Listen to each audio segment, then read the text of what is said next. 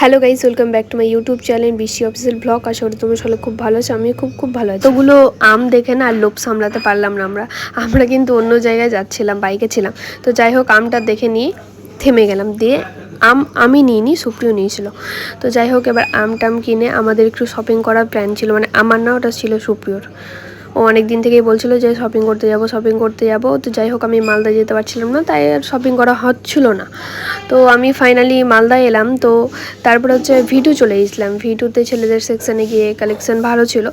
তো এবার ও কয়েকটা ট্রায়াল দিল, বাট যে কটা ট্রায়াল দিয়েছে সবটাই নিয়েছে। আর দেখতেও খুব ভালো লাগছিলো ড্রেসগুলো, পছন্দ অবশ্য আমারই।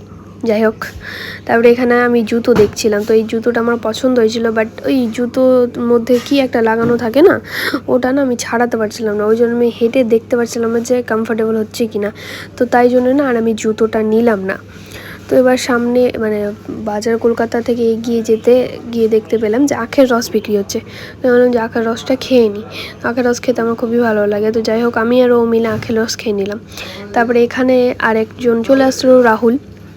তারপর ওকে নিয়ে আমরা চলে গেছিলাম, মানে আমরা তিনজন চলে গেছিলাম পারদেশি ধাবা ক্রস করে একটা ধাওয়াতে, ক্যাফেটেরিয়া বলে একটা ধাওয়া আছে, আমরা ওখানেই চলে গেছিলাম রোড সাইড।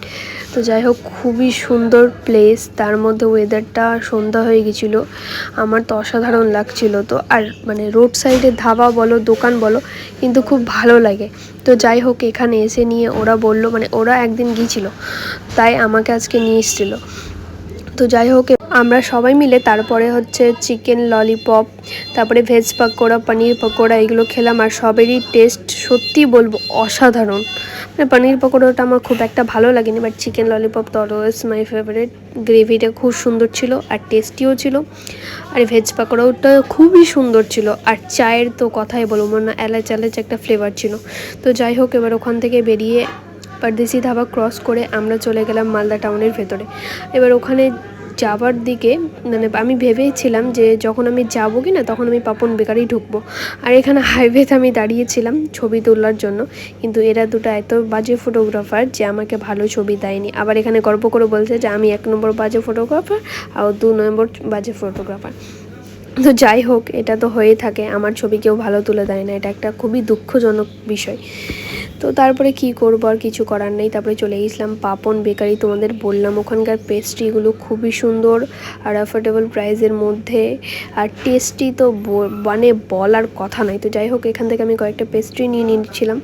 তারপর হচ্ছে সুপ্রিয় আমাকে চকলেট পেস্ট্রি এগুলো কিনে দিল। তো ভিডিওটা কেমন লাগলো তোমরা সবাই জানাবে, আর লাইক, কমেন্ট, শেয়ার, সাবস্ক্রাইব করে দিও। বাই।